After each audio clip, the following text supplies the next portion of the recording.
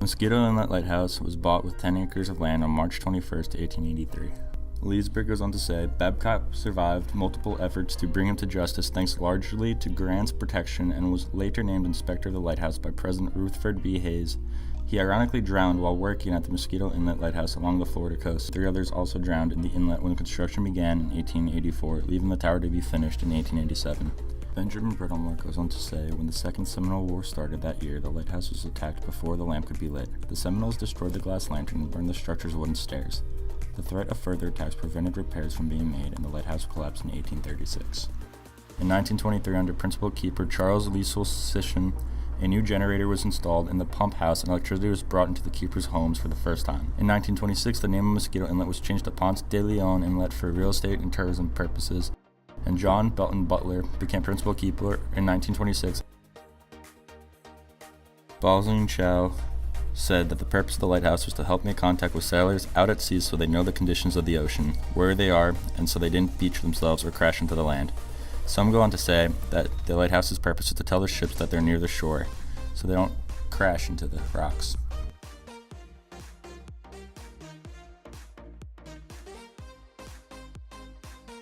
In the 1920s, there were a period of great change at the Mosquito Inlet Lighthouse. The lighthouse service added bathrooms and indoor plumbing to all the keepers' buildings in 1921.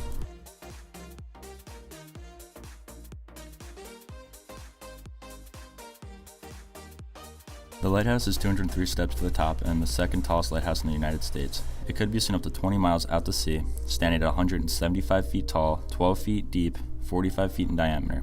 More than 1.25 million bricks were shipped from New York and Baltimore for the tower alone. At the base of the tower, the walls are 8 feet thick and the tower itself is 32 feet in diameter. The tower tapers towards the top, where the walls thin to 2 feet, and the diameter is only 14 feet. White and black Italian marble tiles that made up the floor of the ground level, and then the cast iron stairway to the top of the towers ascend clockwise with a landing every 21 steps.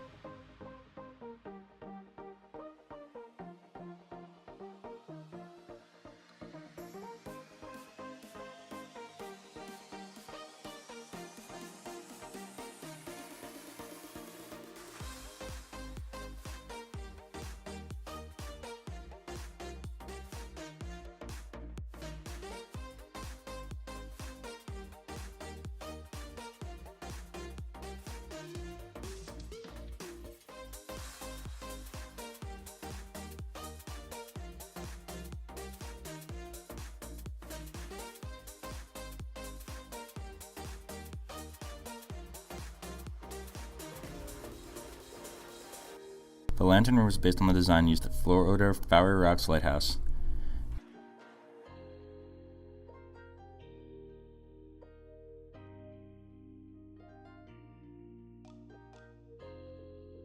Prisms mounted in bronze frames to focus the relatively weak light of an oil lamp into a bright beam of light that can be seen from many miles away. In 1909, the lantern was replaced with an incandescent oil vapor lantern.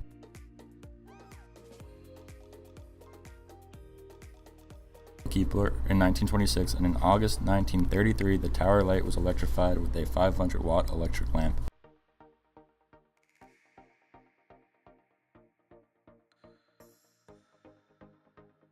After Edward Lockwood Meyer became principal keeper in 1937, a radio beacon was established in a vacant dwelling on the south side of the light station. This allowed communications between sailors and the lighthouse.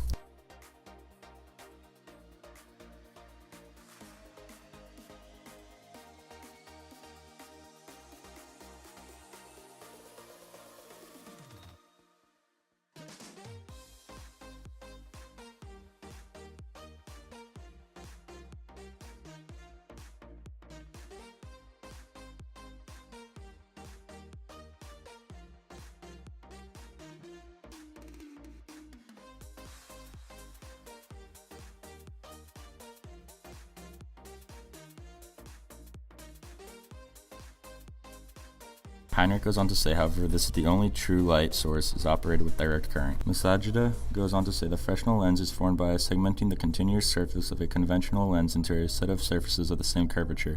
This process allows fabrication of a larger diameter lens with a very short focal length, thereby ensuring substantial increase in the numerical aperture. Further, there is a significant reduction in the thickness and weight of the lens. Thus, a plane wave incident on a Fresnel lens is split into multiple segments, and the combination of multiple successive wavefront zones reconstructs the spherical wavefront.